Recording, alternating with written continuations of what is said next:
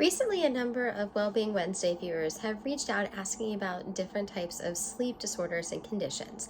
One being periodic limb movement disorder, which affects 4 to 11% of our population. With this disorder, individuals experience a rhythmic moving of their legs and feet during sleep. Very rarely do we see this occurring in their arms and the upper areas of the body.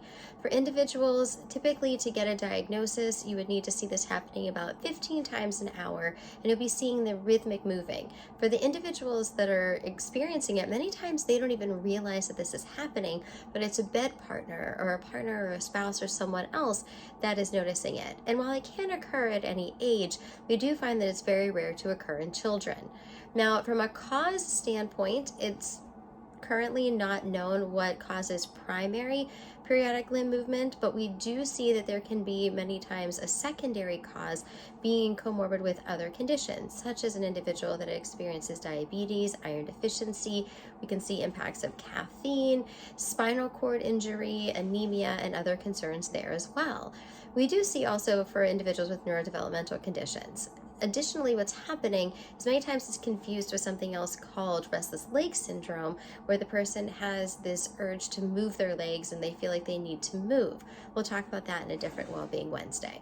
But in general, we find that individuals will be having movements within their limbs, this rhythmic moving, and it typically is occurring when somebody is not in REM sleep, but is in lighter stages of sleep, which means that it could wake them up and cause more fragmented sleep, which can disrupt their sleep and impair their ability to get more of the consolidated, restful, and reparative sleep throughout the course of the night. Many times it's going to be diagnosed, whether it's through sleep studies, through going to see sleep specialists. They can ask questions, work through that with you. From a treatment standpoint, we tend to find that one is going to be lifestyle changes. And what we mean by that is to be able to make some adjustments, for instance, in sugary foods and caffeine and alcohol, which can have an impact.